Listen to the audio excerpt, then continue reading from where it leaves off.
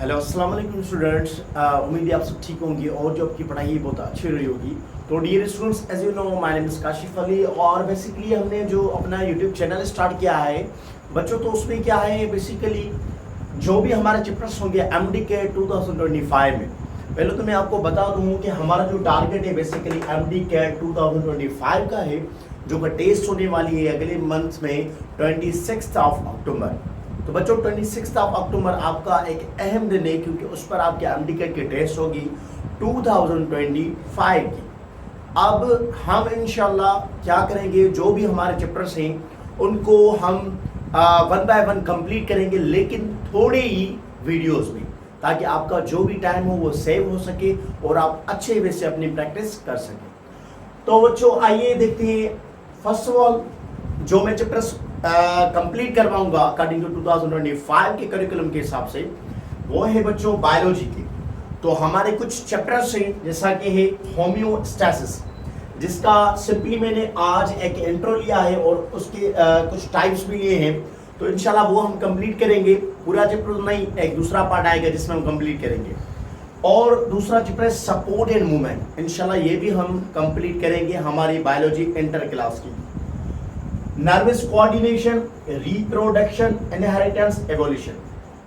Dear students, these are all the important chapters which are included in the enter biology and according to the curriculum of the 2025 जो भी बच्चे appear होंगे test 26 अक्टूबर को, इंशाल्लाह उनको जो भी सवालात होंगे वो उनके सवालात के जवाब हम इंशाल्लाह इन्हीं वीडियोस में कंप्लीट करवाएंगे आपको, और पास पेपर्स भी इंशाल्लाह मैं प्रैक्टिस करवाऊंगा आपको।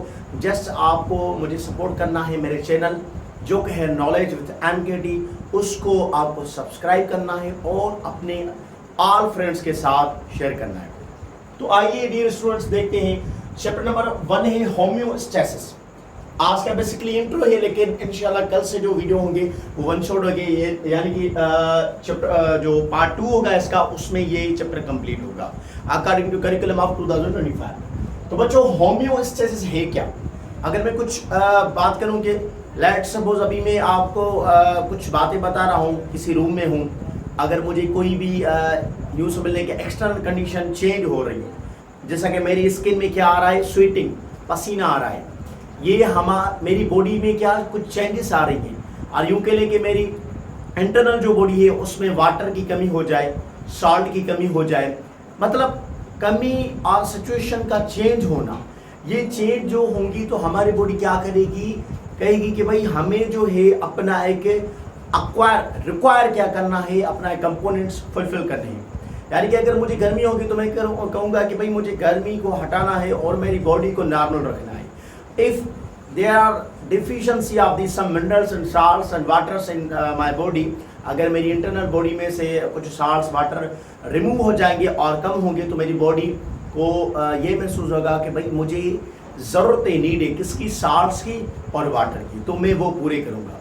मतलब क्या है कि हमारी बॉडी में जो भी प्रोसेसेस चलते हैं उनको मेंटेन करना बहुत ही ज़रूरी होता है। अल्लाह पाक ने जो भी हमें सिस्टम्स दिए हैं उनको मेंटेन करने का जो तरीका होता है वो इंसान को अख्तियार किया है। लेकिन आज का जो चैप्टर है बेसिकली होम्योस्टैसिस। बच्चों तो बेसिकली होम्यो की जो मानी है वो क्या है, सेम। होम्यो मीन्स सेम, और स्टेटस का मतलब क्या है, कंडीशन, मतलब कि कंडीशन के सेम होने को हम क्या कहते हैं, होम्योस्टैसिस। एक ऐसा प्रोसेस जिसमें in which same condition of body occur, process in which same conditions of body occur, ऐसा प्रोसेस जिसमें बॉडी की जो कंडीशन से जो स्टेट्स है वो सेम रहे, उस प्रोसेस को हम क्या कहेंगे, होम्योस्टैसिस कहेंगे।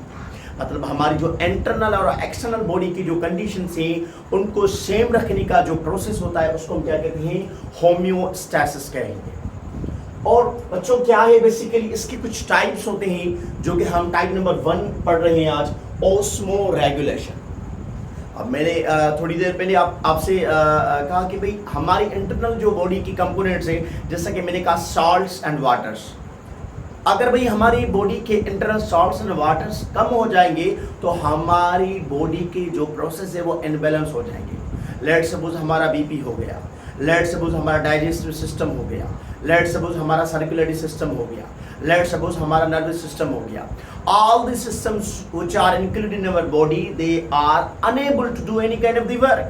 वो काम नहीं कर सकेंगे क्योंकि उन प्रोसेसेस में, उन प्रोसेस को चलाने के लिए बॉडी में साल्ट्स और वाटर की कमी होगी. तो बेसिकली कहेंगे कि ऑस्मोरेगुलेशन एक ऐसा टाइप है किसका, होम्योस्टेसिस का, जिसमें बच्चों क्या होता है, एक ऑर्गेनिज्म का जो वाटर और मिनरल्स होता है वो सेम कंडीशन में होते हैं.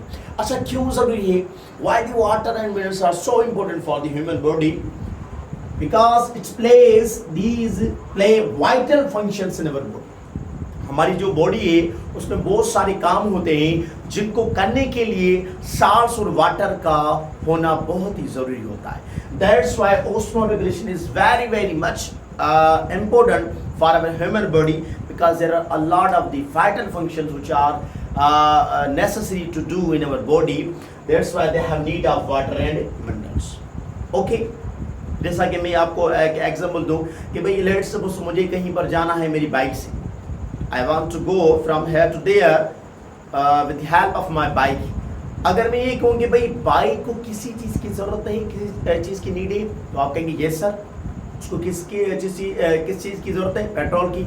अब पेट्रोल क्या हो गया? एनर्जी होगी जो उसकी इंटरनल, अगर इंटरनल एनर्जी को हम कम करेंगे तो उसका कोई भी काम नहीं होगा, बाइक स्टार्टअप नहीं होगी और उसका काम नहीं हो सकेगा. तो that's why water and minerals are very very important for the play role in vital functions. अच्छा नीरज सुनो, जैसा कि मैंने कहा कि होम्योस्टेसिस जो है एक प्रोसेस होता है और उसका जो टाइप है ऑस्मो रेगुलेशन. अभी ऑस्मो रेगुलेशन के भी बेसिकली दो टाइप्स होते हैं, उनको हम पढ़ने जा रहे हैं. एक है ऑस्मो कॉन्फॉर्मर्स और दूसरा है ऑस्मो रेगुलेटर्स. बच्चों मैं आपको बताता चलूं कि हमारी जो बॉडी है उसका जो इंटरनल एनवायरनमेंट होता है उसको हम इंटरनल कहेंगे, जो कि अंदरूनी होता है, और बाहर वाले को कहते हैं एक्सटर्नल.